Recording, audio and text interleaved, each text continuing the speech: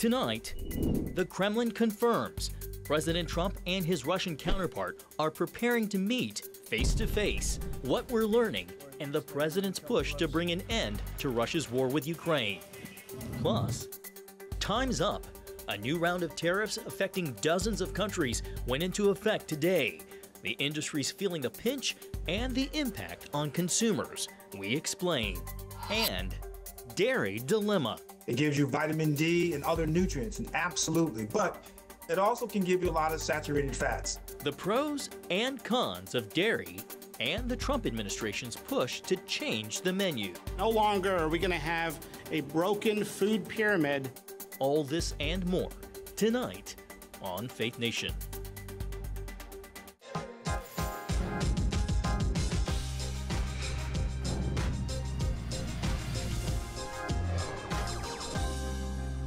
President Trump's tariffs take effect, leaving many to wonder what it might mean for their wallets. Good evening from Washington. I'm John Jessup. Well, dozens of America's trading partners are feeling the effects of President Trump's economic policy. Overnight, tariffs went into effect for nearly 70 countries. They range anywhere from 10 to 41%. The administration says the move is necessary to correct trade imbalances. Some analysts say it will mean an increase in prices on everything, including electronics, toys, furniture, and clothing. That concern echoed by Americans across the country.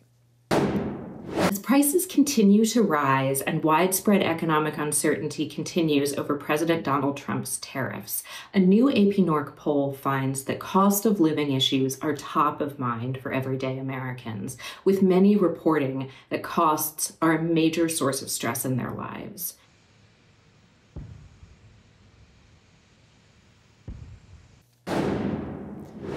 Well, meanwhile, the president says those tariffs are adding hundreds of billions of dollars to the economy. For more, let's bring in Mark Hamrick, Washington Bureau Chief and Senior Economic Analyst for Bankrate.com. Thank you, Mark, for joining us. It's always great to see you. So a little bit of a mixed day on Wall Street. The Dow and S&P were down. The NASDAQ up slightly, although the global markets seemed to react or respond pretty well to day one of the reciprocal tariffs. Meanwhile, Mark, other countries like Brazil are scrambling. While President Trump says tariffs means billions more flowing into the U.S. economy. Mark, what's your take? First of all, John, good to be with you. Somebody's paying that money, and we know that that has to be paid by business and to some degree passed along to consumers. So I don't know that a lot of Americans have raised their hands saying they look forward to paying more to send money into government coffers, but that seems to be part of the spin the president is making. We know the risks from tariffs are essentially twofold: higher prices, slower growth. When we've begun to see slower growth, the job market has been slowing. We saw that in the recent employment data. The good news, if any, about this, beyond what we're already discussing, John, is that we know this is a so-called work in progress. So what we believe and know today may change in the coming days as countries seek exemptions or better agreements. But the other part is that it will take a while, indeed perhaps months, for these tariffs to take effect in the economy because, for example, it takes a long time from a boat to move around the world from Asia, for example. You said it will take some time, but it seems like, based on some reports that I've read today, that we're already seeing some of those effects, like McDonald's saying that lower income consumers are not shopping or not purchasing meals there anymore, or they're not getting their low economic values. So when I say the effects won't take effect immediately, I'm talking about what has changed today. And so a lot of people, are waking up, so to speak, to this news and saying, oh, something is different. No, it's not really that different. It'll take some time. But no, absolutely. We've seen the consumer price index begun to perk up.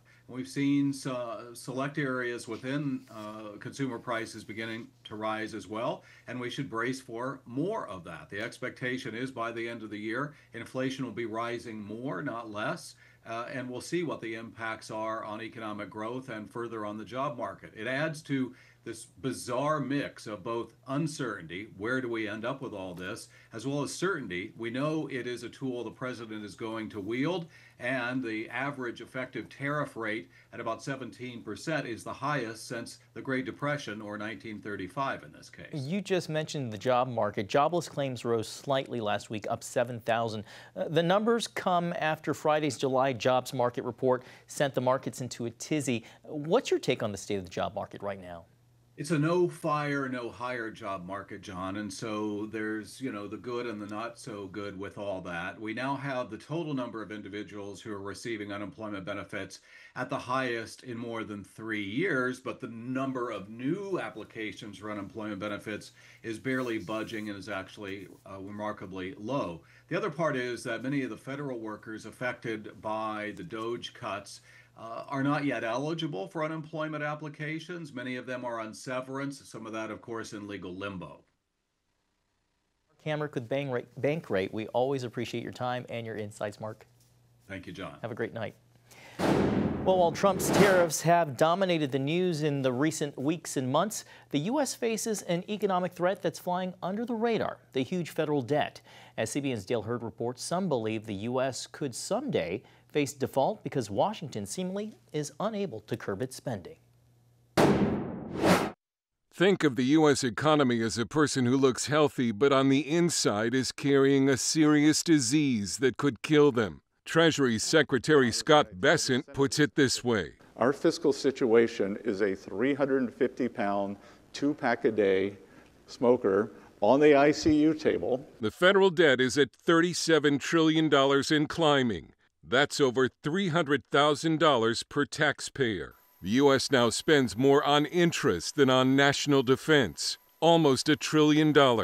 In 10 years, interest payments alone could absorb 30% of government revenues. The U.S. federal debt is on an unsustainable path. The Penn-Wharton budget model estimates the U.S. has less than 20 years to tackle the debt problem or face default. Yet for decades, Washington's approach has been to kick the can down the road and put off cutting spending. And because the economy keeps buzzing along, it can seem as if the huge government debt isn't a big deal.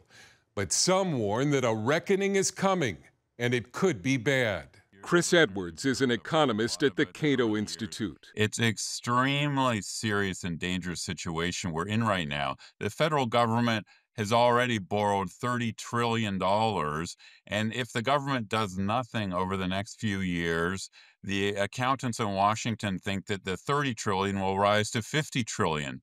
While the White House claims the recently passed One Big Beautiful Bill will reduce the debt, the Tax Foundation says Trump's spending package will add up to $3 trillion to the debt over the next decade. Daniel Bunn is president and CEO. There's still a significant hit to the deficit and long-term debt, and that's something that I think lawmakers could have made better choices to have this be more fiscally sustainable. The impact of the huge federal debt has been minimized because the world keeps financing it by buying U.S. Treasury notes. And that's why some, like Big Short investor Steven Eisman, call the federal debt a non-issue. If there was a real alternative to Treasuries, then all of this stuff about the deficit is something that I would pay attention to. But as long as there's no alternative, there's nothing to talk about. The largest holders of U.S. Treasuries are Japan and China. Should China in a future conflict with the U.S. dump its treasuries, the dollar would be worth less and inflation would spike. Even without such an event, the federal debt is making Americans poorer and could cost them as much as $14,000 a year in lost income by 2054. We are mortgaging our children's future. It's wrong. It's immoral. It has to stop. We are writing checks we cannot cash, and our children are going to pay the price. While almost everyone in Washington agrees the federal debt must be cut, finding the political will to do it is another matter. Dale Hurd, CBN News. All right, thank you, Dale. Well, now to Texas, where Republicans are employing a new tactic to get Democrats back to the Lone Star State for a redistricting vote, the FBI. Earlier this week, Texas Republican Senator John Cornyn asked the Bureau to help track down dozens of Democratic lawmakers who fled the state to stop a vote on what they describe as GOP gerrymandering. Appearing this morning on the Mark Davis radio show, Cornyn said the FBI agreed to his request and noted the Texas legislature has to weigh in on more than redistricting, including the flooding that devastated the state back on July 4th. I mean, there are a number of things on the call that Governor Abbott has listed, including redistricting, but they're missing all of those. And I think that's irresponsible, and I think we just need to get to the bottom of it. They can't outweight Governor Abbott because, of course, he can do repetitive calls. He can renew it every 30 days. They got to come back home sometime. The Texas legislature will be back in session Friday with the aim of meeting a quorum and holding a redistricting vote then. Well, turning now overseas to the war in Ukraine, the Kremlin has confirmed President Trump and his Russian counterpart, Vladimir Putin, are set to meet as soon as next week. The announcement follows what the president called a productive meeting between Putin and U.S. Special Envoy Steve Witkoff. Ukraine's President Zelensky, who spoke with Mr. Trump after Witkoff's meeting, says Russia seems more inclined to a ceasefire. The new movement comes days before President Trump's deadline before more sanctions were set to kick in against Russia. Well, now to Jerusalem, where a critical decision is unfolding tonight. Israel's security cabinet is debating whether to launch a full military takeover of Gaza. It would mark a dangerous new phase in the war, with sweeping consequences for the 2 million Palestinians living there. When pressed by Fox News on a potential Gaza takeover, Prime Minister Benjamin Netanyahu made his position clear.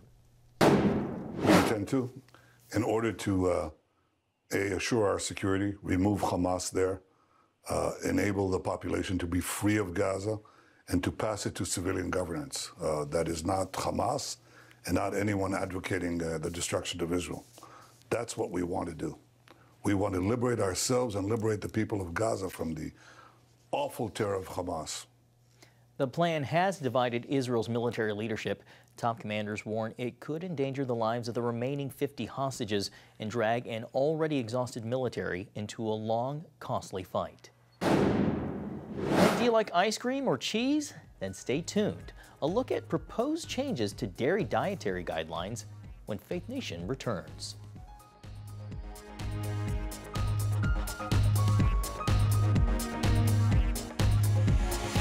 Welcome back. There's growing outrage among medical professionals after the Department of Health and Human Services announced $500 million funding cut for mRNA vaccine projects. Those vaccines aim to fight respiratory viruses and more.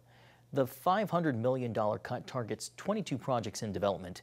While mRNA is credited with slowing the coronavirus pandemic, HHS Secretary Robert F. Kennedy Jr. says the department will focus on, quote, safer, broader vaccine strategies. Meanwhile, many medical professionals are speaking out. Dr. Jerome Adams, the U.S. Surgeon General during the first Trump administration, posted his concern on X saying, quote, mRNA research helped develop COVID vaccines in record time, saving millions of lives. Cutting $500 million in mRNA funding, as HHS Secretary Kennedy proposes, isn't just bad policy, it's dangerous.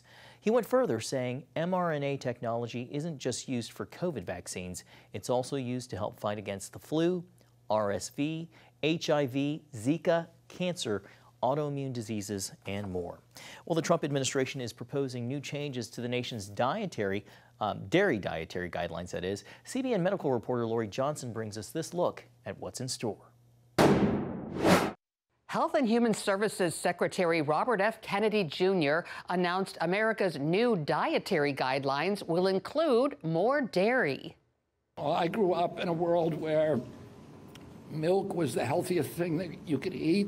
Secretary Kennedy made the announcement alongside dairy industry leaders. We know that Americans eat roughly 19 pounds of ice cream a year. They've agreed to remove artificial food colors from their ice cream within the next 3 years. Kennedy says dairy is just what Americans need more of. There's a tremendous amount of emerging science that talks about the need for more protein in our diet and more fats in our diet. And there's no industry that does that better than this industry. For years, doctors have advised limiting dairy intake. Gives you a lot of protein, it gives you calcium, it gives you vitamin D and other nutrients, and absolutely. But it also can give you a lot of saturated fats. And saturated fats, we've known for a long time, is a predictor or a contributor to cardiovascular disease. However, FDA Commissioner Dr. Marty Makary says those recommendations are based on flawed science. This is a renaissance moment in health in America, and part of that is rewriting the broken food and nutrition guidelines of the United States. No longer are we going to have a broken food pyramid and a continuation of a 70-year demonization of natural saturated fat. It's unclear whether the new dairy recommendations will include raw milk, which Kennedy has said is the only milk he drinks. Raw milk coming from a cow can be filled with pathogenic microorganisms. Pathogenic means they can cause disease. The new dietary guidelines are expected to be released later this year. Lori Johnson, CBN News. Thank you, Lori. Up next, a growing push to put down our smartphones, what some have discovered after their digital detox. Right up. Get the How to Believe for Healing collection, including a special exclusive teaching from Gordon Robertson. For whatever reason, deep within my spirit, I prayed, Lord, how about now? Can I rely on you now? Gordon's personal stories were honest, they were humble, they were incredibly dramatic. I felt more hopeful about seeing healing within my own life. When you read the names of God, you're literally talking about his very essence. Take this opportunity that God is giving you through these teachings and learn about healing miracles. The best part for me was when we realized that God chose us and he trusts us. Receive your exclusive video, workbook, and special teaching when you become a CBN partner. Call or go online today. Welcome back. As back-to-school season kicks into full gear, a growing number of Americans are showing support for school cell phone bans. According to new polling from the Pew Research Center, 74% of American adults say they back banning middle and high school students from using cell phones during class. That's up from 68% this time last year. Support for all-day bans is also growing. 44% say students shouldn't be able to use cell phones for the entire school day, up from 36% last fall. Well, the push to put down our phones isn't just happening within schools. A growing number of families want to say no to screens while their kids are younger. My Faith Nation co-host Jenna Browder shows us how some are doing it using a new book called The Tech Exit as their guide. Phones, phones, phones. They are at the center of nearly everything we do.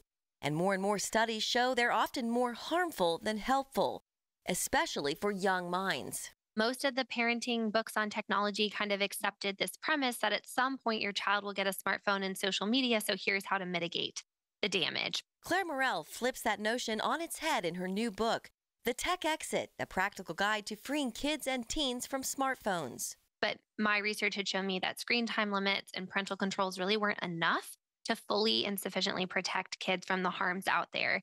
And so I had this hypothesis of, I think this is possible. I want to find out if people have done this. How have they done this? So because that book didn't exist, I wrote it. A mother of 3, Morrell set out to find those who made the change. So I had 4 teenagers all together. I kind of just got through those 4. And now I have our baby is coming up as a teenager. She's 14 now. Maureen Ferguson and her family in Potomac, Maryland are among Claire's featured families.